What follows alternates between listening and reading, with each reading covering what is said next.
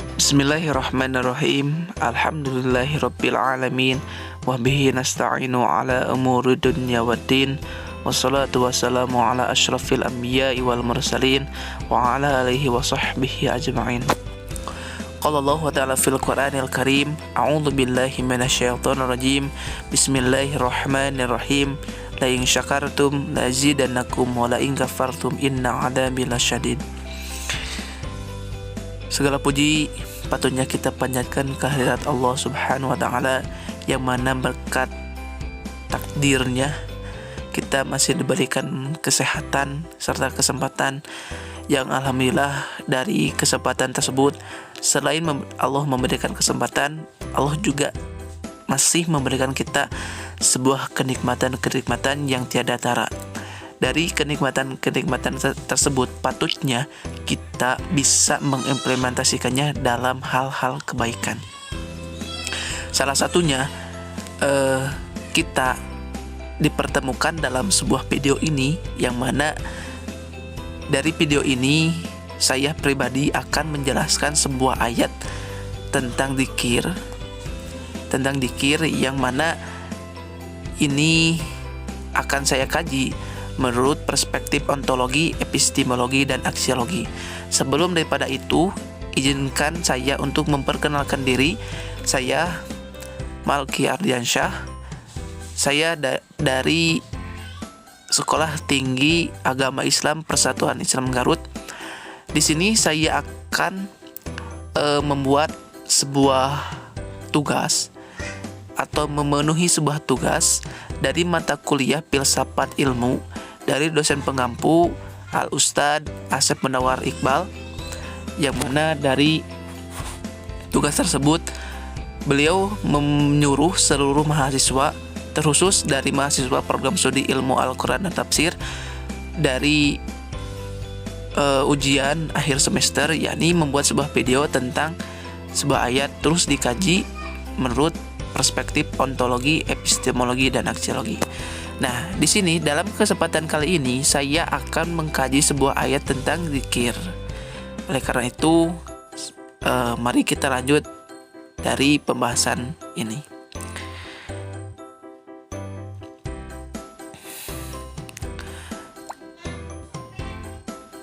Nah, di sini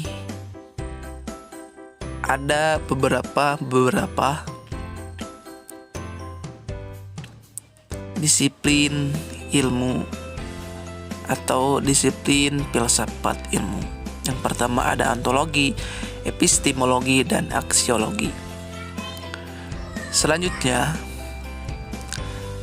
ayat tentang dzikir ini saya mengambil dari sebuah ayat dari Quran surat Al-Ahzab ayat 41. A'udzu billahi minasyaitonir rajim.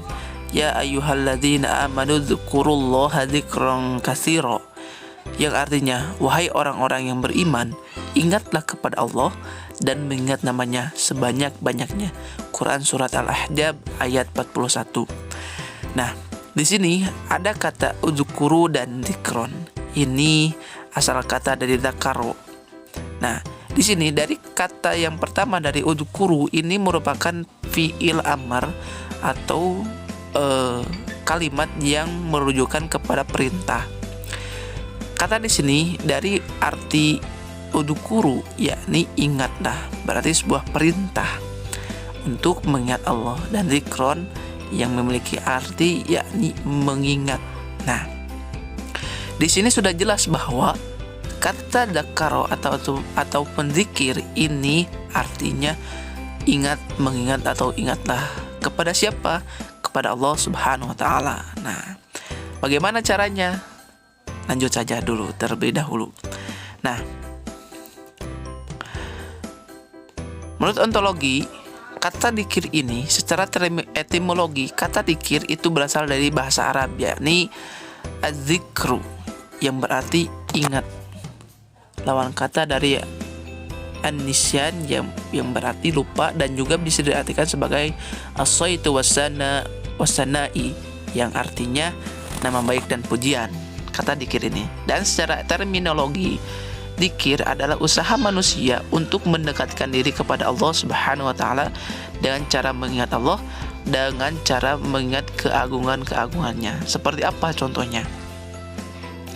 Seperti ini, ketika melihat sebuah ciptaan Allah yang indah, baik itu pemandangan, gunung, lautan, dan lain sebagainya yang diciptakan oleh Allah, maka patutnya kita mengucapkan kalimat tasbih, subhanallah. Dan sebaliknya, ketika kita melihat sebuah pandangan dari keburukan ataupun kesalahan yang kita lakukan, maka patutnya kita mengucapkan kalimat istighfar, astagfirullahaladzim. Nah, maka dari kalimat-kalimat tersebut, baik dari kalimat tahmid, tahlil, tasbih, istighfar, dan lain sebagainya, itu merupakan kalimat-kalimat sebuah tanda kita mengingat kepada Allah Subhanahu wa taala. Seperti itu. Jadi ketika melihat sebuah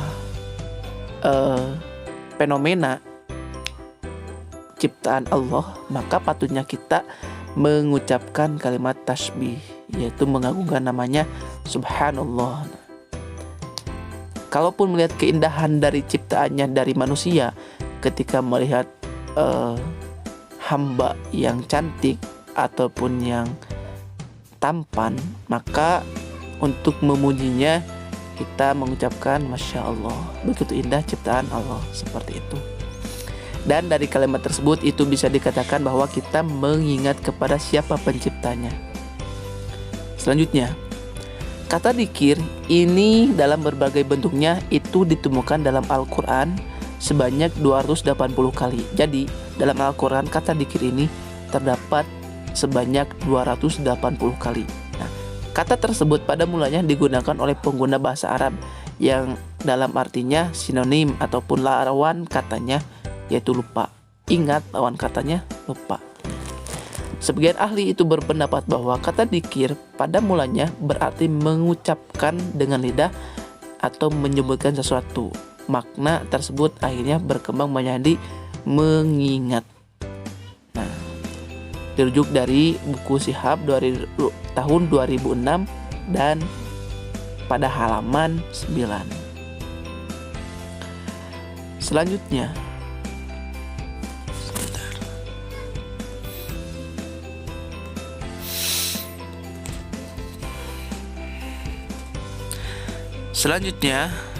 menurut epistemologi dari dzikir ini, dzikir itu tersendiri muncul dari hati, lisan, dan anggota badan.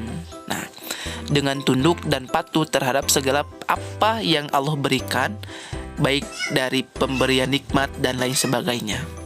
Kenapa dzikir tersendiri itu muncul dari hati? Pertama seperti ini, segala sesuatu yang keluar dari lisan itu pasti berawal dari hati dan juga dari pikiran.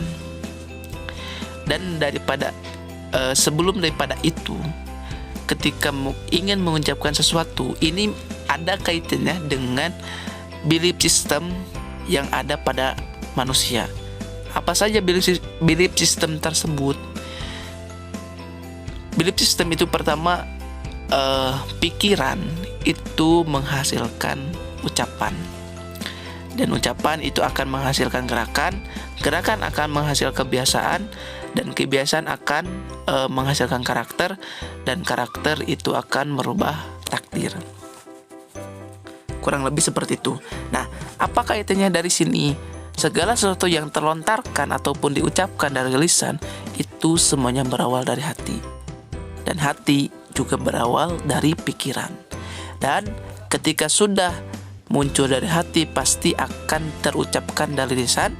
Dan juga kalau sudah diucapkan dari lisan, itu bahkan menggerakkan anggota badan. Seperti itu. Dan juga hakikatnya dari dzikir ini yakni menampakkan nikmat yang sesuai dengan apa yang dikehendaki oleh pemberinya. Dan juga dari dzikir ini bisa memberikan kita sesuatu bahwa patutlah kita mengingat kepada siapa pemberi nikmat. Seperti itu.